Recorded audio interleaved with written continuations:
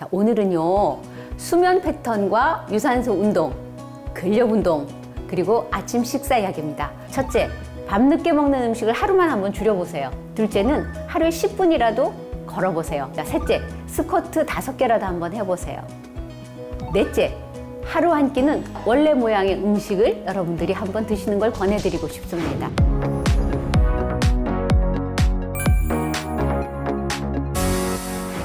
여러분 안녕하세요. 회복연구소 앤 회복디자이너 안나입니다. 그리고 힐링리포트 채소과일식의 반란 저자이기도 합니다. 자, 오늘은요, 수면 패턴과 유산소 운동, 근력 운동, 그리고 아침 식사 이야기입니다. 거창한 건 하나도 없습니다. 잠을 자는 거, 걷는 거, 근육 쓰는 거, 아침은 무엇을 먹어야 하는지. 자, 이 4가지를 흔한 말처럼 여러분들이 그냥 넘기시면 안 됩니다. 저는 이걸 제 몸으로 겪었거든요. 먼저 수면 이야기를 한번 해보겠습니다. 함께 저의 이야기와 떠나봅시다요. 네, 저는 50세쯤에 갱년기가 왔어요. 그러면서 밤에 잠을 제대로 못 잤습니다. 어느 날 밤에 잠을 잤는데요, 이불이 젖을 정도로 제가 땀이 나는 거예요. 갑자기 온몸이 막 덥고, 그리고 자는 도중에 자꾸 이렇게 자다가 깨는 거예요. 누워있어도 잠이 안 들고, 잠들어도 깊이 잠을 잔 것 같지 않고, 뜬 눈으로 밤을 막 새우기도 하고, 그러다 결국 잠을 너무 못 자서 결국 제가 수면제 처방을 받게 됩니다. 그런데 사실 수면제를 너무 오랫동안 저는 먹었습니다. 어느 날부터 수면제를 먹고 잤는데도 이상한 일이 생기기 시작한 겁니다. 저녁에 저녁을 먹고 수면제를 먹습니다. 그럼 한 20분 정도 안에 잠이 들어요. 네, 그런데 아침에 일어나면 제가 이상한 짓을 한 거예요. 냉장고에서 반찬을 꺼내 먹고 밥도 먹어요. 근데 흔적이 있어요. 그 식탁에 보면 제가 국물도 막 흘리면서 먹는 거예요. 그런데 저는 기억이 없습니다. 그리고 제가 냉장고를 언제 열었는지, 무엇을 했는지, 네, 그것도 기억이 나지 않습니다. 무엇을 먹었는지도 몰랐어요. 그런데 먹은 흔적이 남아있기 때문에 제가 깜짝 놀라죠, 아침에 일어나면. 근데 너무 신기한 건요, 제가 설거지도 다 해놔요. 자, 어느 날은 체크카드가 식탁에 있는 거예요. 과자 봉투도 있고, 과자 봉투도 이만큼 있어요. 근데 그때 순간 너무 무서웠습니다.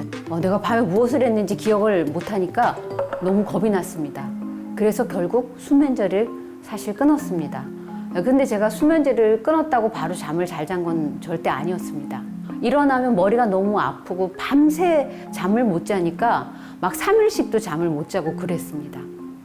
자야 할 시간이 지나도 잠을 못 자니까 아침엔 당연히 몸이 개운하지 않죠.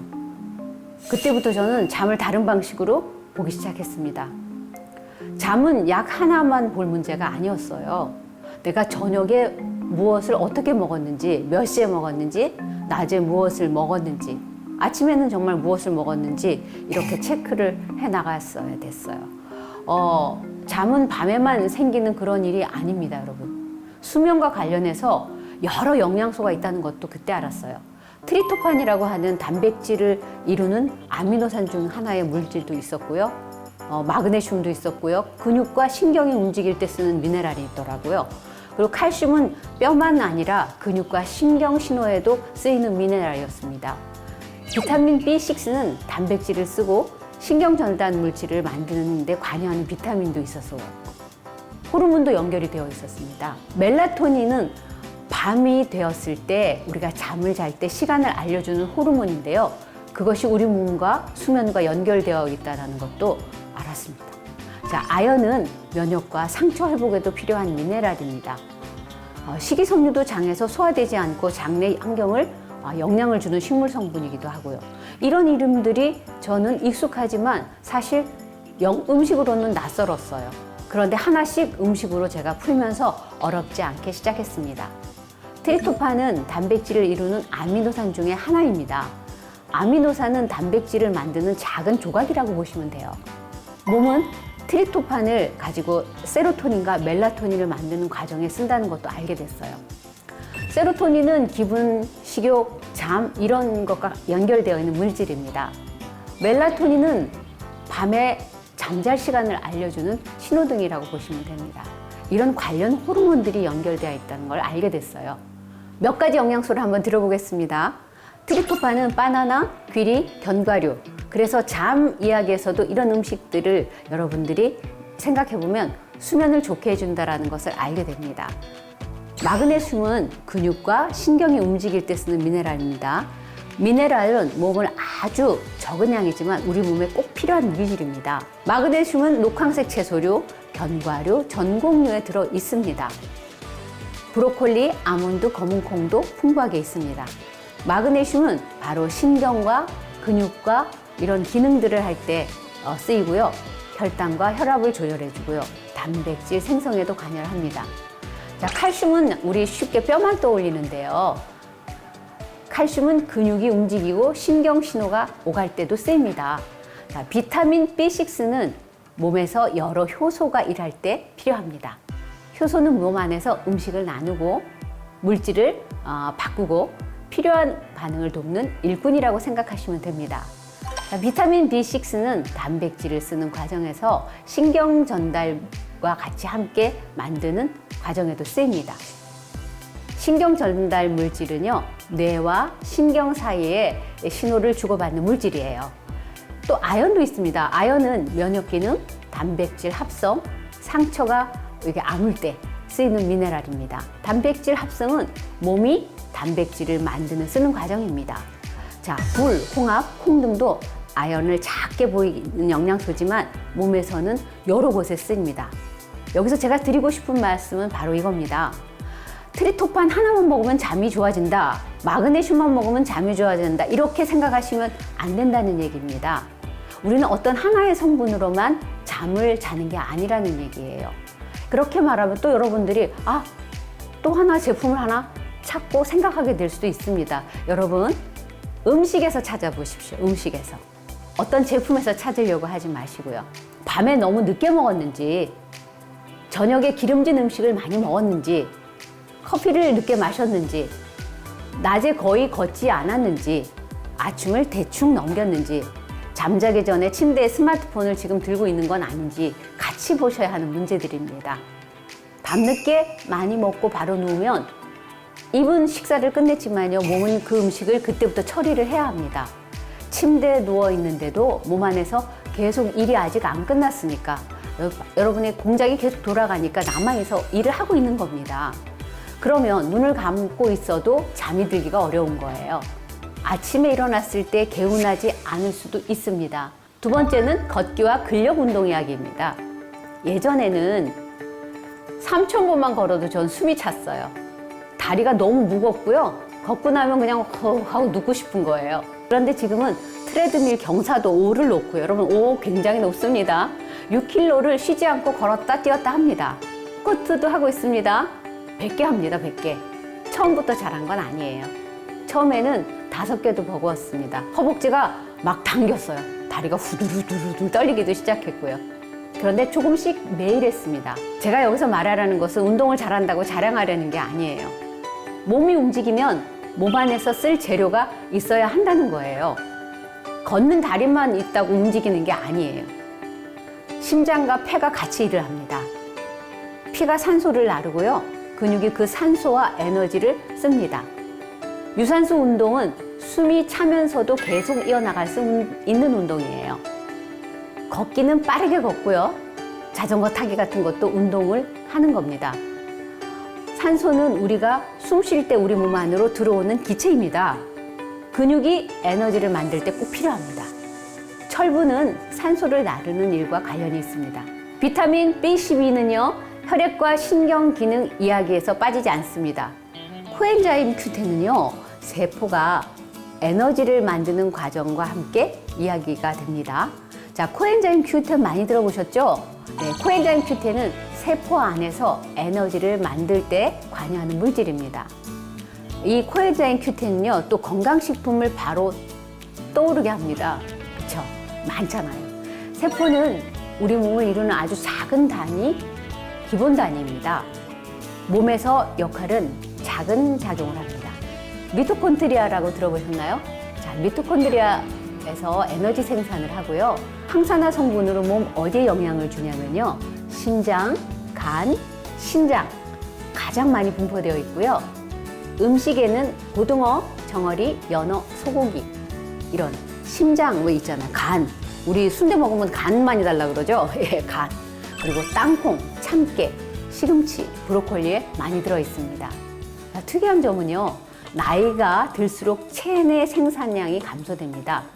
40대 이후부터는 급감을 한다는 거예요. 그러니까 걷는다는 것은 다리만 왔다 갔다 하는 일이 아니에요. 숨을 쉬고 피가 돌고 근육이 움직이고 세포가 에너지를 쓰는 일입니다. 근력 운동도 마찬가지예요. 근력 운동과 관련된 영양소는요. 단백질, 아미노산, 비타민 D, 칼슘 이런 것들이 있습니다. 근력 운동은요. 근육에 힘을 주는 운동이잖아요. 자, 바로 스쿼트, 계단 오르기. 계단 오르기 진짜 좋습니다, 여러분. 유산소와 근력 운동을 같이 할 수 있는 거예요.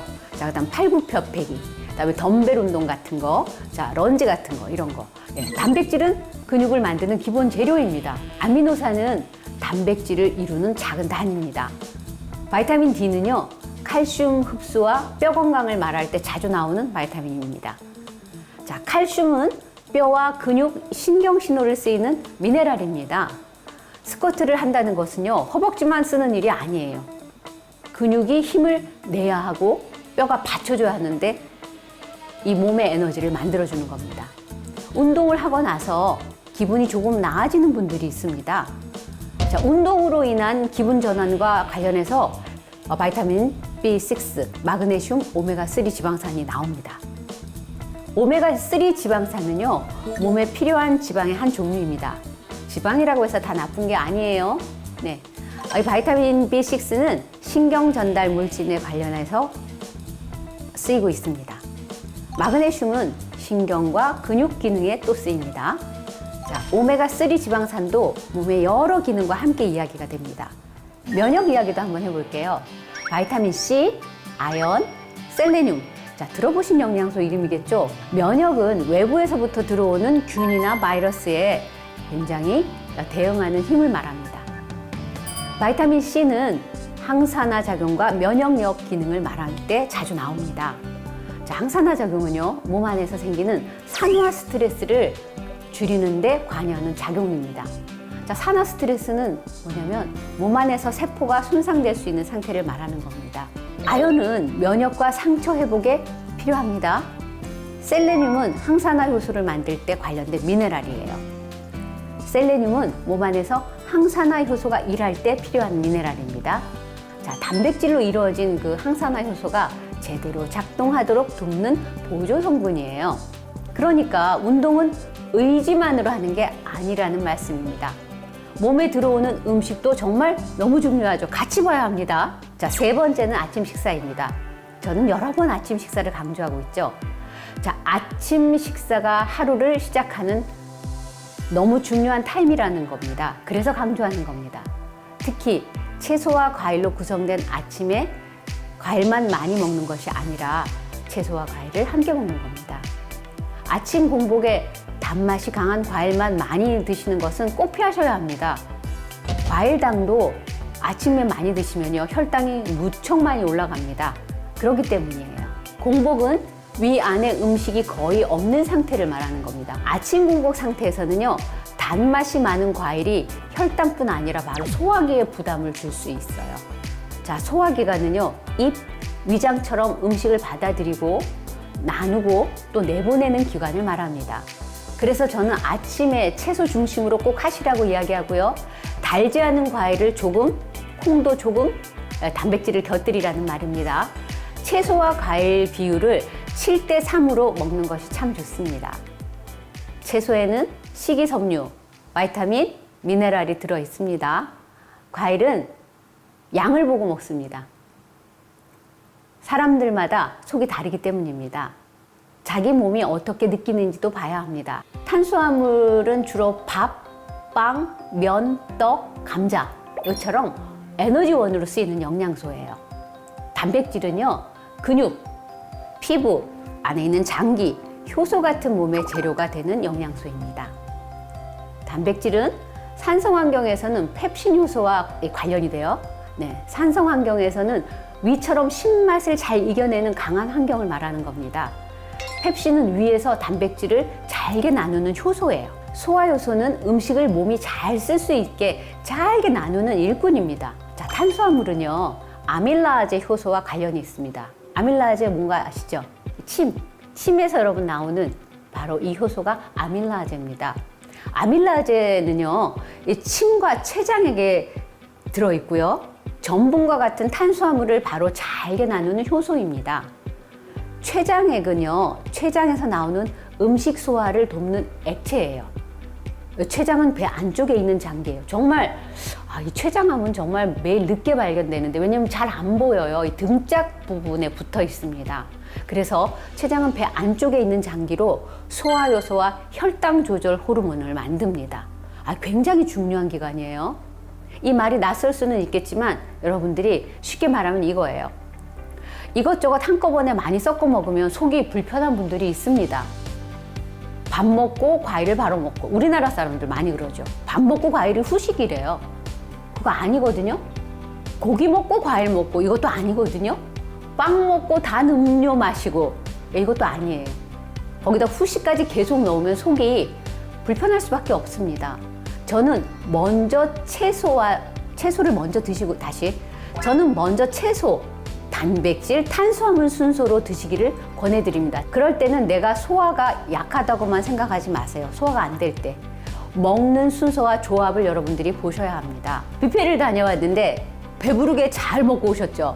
근데 속이 불편한 분들 계시죠? 그 이유는 음식마다 필요한 소화효소와 위산의 농도가 다른데, 이것저것 막 짬뽕으로 한꺼번에 섞이면요, 소화효소가 어디에서 먼저 써야 할지를 우선순위가 엉켜서 효율이 떨어지는 겁니다. 위 배출 속도가 느려져서요, 바로 부패가 진행되며 이 가스와 팩만이 생기는 거예요. 그 때문에 이렇게 속 쓰린 것도 나오고 속이 불편한 그런 경험을 여러분들은 해보셨죠? 그만큼 먹는 순서가 중요합니다. 그래서 저는 아침에 단순하게 먹습니다. 먼저 채소 중심으로 달지 않은 과일을 조금, 식물성 단백질, 이렇게 식탁에서 점심, 저녁도 채소, 단백질, 탄수화물 순서로 먹습니다. 자, 식물성 단백질은요, 바로 콩, 두부, 렌틸콩, 병아리콩처럼 식물에서만 나오는 고급 단백질이에요. 여러분, 콩에서 나오는 단백질이, 식물성 단백질이 얼마나 좋은 줄 아세요? 제가 언젠가 기회 되면 이 단백질에 대해서 또 한번 얘기 드릴게요. 자, 네 번째는 자연식품입니다. 자연식품은 원래 모양을 알아볼 수 있는 그런 음식이라고 생각하시면 됩니다. 채소, 과일, 콩, 통곡물, 해산물, 그 다음에 이런 것들 다 자연 모습 그대로잖아요.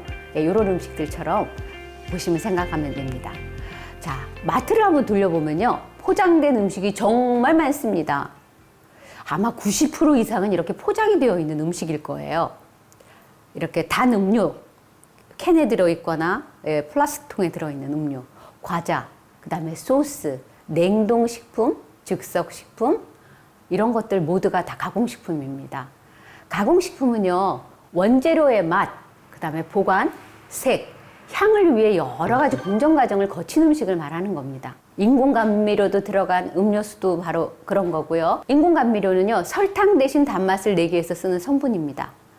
합성 보존료나 첨가물이 들어간 제품도 정말 많습니다.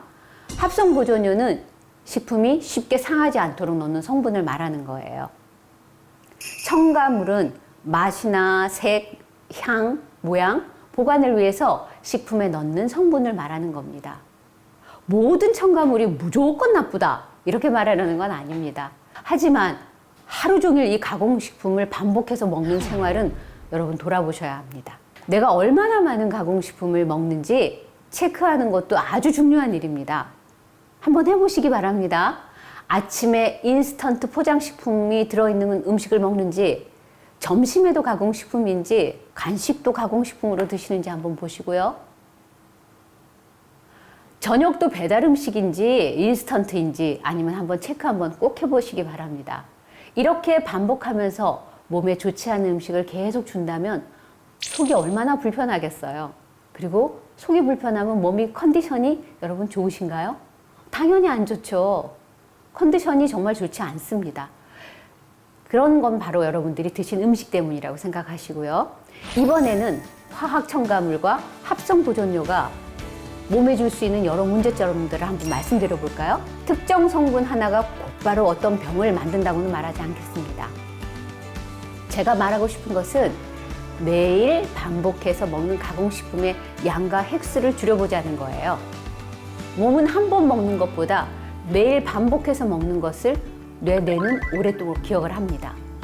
그래서 오늘도 가공 음식이나 배달 음식이 드시고 싶다면 그것은 습관에 된 반복 행동에서 여러분들이 생각이 떠오르고 그것을 행동으로 하시게 되는 겁니다. 의식하면 좋아질 수 있어요. 습관이 될 때까지 하면 오히려 좋지 않은 음식은 배 속에 들어오면 속이 불편하다는 걸 느끼게 됩니다. 자, 매일 마시는 단음료, 매일 먹는 과자, 매일 먹는 야식, 매일 먹는 배달 음식. 자, 이런 것이 매일 습관처럼 먹는다면요, 몸은 계속 그런 음식을 찾게 될 겁니다. 그래서 저는 자연식품으로 돌아가자고 말하고 싶습니다. 어려울 수 있습니다. 우린 현대인이니까요. 현대인들이 100% 자연 음식만 먹고 살 수는 없습니다. 하지만 포장지를 뜯는 음식보다 원래 모양의 음식을 여러분들이 알아볼 수 있는 그런 음식들을 한번 늘려보자는 이야기예요. 씻어야 하는 음식, 그 다음에 자라난 모양이 보이는 음식, 무엇으로 만들었는지 눈으로 알 수 있는 음식이 좋습니다. 이런 음식을 식탁에 더 자주 올려보자는 이야기를 하는 겁니다. 오늘 내용을 정리 한번 해보겠습니다. 잠은 그냥 잠이 안 온다와 수면제 하나로 절대 볼 일이 아니라는 얘기입니다. 저녁 식사, 카페인, 늦은 야식, 낮 움직임, 몸에 들어오는 재료를 같이 봐야 합니다. 카페인은 커피, 녹차, 에너지 음료 등에 들어있고요. 잠을 방해할 수 있는 성분들이 진짜 거기 많아요, 여러분. 걷기와 근력 운동도 그냥 지나쳐버릴 일이 아닙니다. 산소, 철분, 단백질, 아미노산, 바이타민 D, 칼슘 같은 재료가 몸 안에서 쓰이는 겁니다. 그러니 대충 먹어야 되겠습니까? 아침 식사도 아무렇게 먹거나 굶거나 대충 거르는 일이 좋지 않습니다. 채소 중심으로 가고요. 달지 않은 과일과 식물성 단백질을 함께 보는 것은 정말 좋은 식사입니다. 포장 음식과 배달 음식이 매일 반복되는 방법은 식탁에서 빠져나와야 합니다. 이번 주 숙제 한번 드려볼게요. 첫째, 밤늦게 먹는 음식을 하루만 한번 줄여보세요. 매일 야식을 하시는 분이라면 오늘 밤 한번 걸러보세요. 둘째는 하루에 10분이라도 걸어보세요. 빠르게 한번 걸어보세요. 자, 셋째, 스쿼트 5개라도 한번 해보세요. 넷째, 하루 한 끼는 포장을 뜯는 음식보다 원래 모양의 음식을 여러분들이 한번 드시는 걸 권해드리고 싶습니다. 자, 이 4가지 중에서 하나만 해도 됩니다.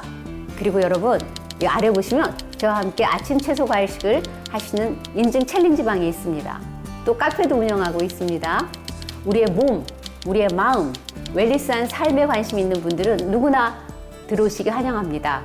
자, 궁금한 점은 꼭 질문으로 남겨주세요. 제가 오늘 이야기했는데 궁금한 점이 있으실 텐데요. 네, 제가 답변 드리겠습니다. 여기 보시면 카페와 커뮤니티 챌린지방이 다 있으니 들어오시고요. 여러분, 저는 좋아요, 구독이 저에게 정말 큰 힘이 되더라고요. 물어봐요. 또 얼마나 나오니 구독자 수? 아, 제가 많이 아직 안 나옵니다. 이렇게 얘기합니다. 여러분, 저에게 꾹꾹 눌러주셔서 힘이 되게 도와주십시오. 다음 주 금요일 새로운 소식으로 여러분들을 만나 뵙겠습니다. 저는 회복 디자이너 안나였습니다.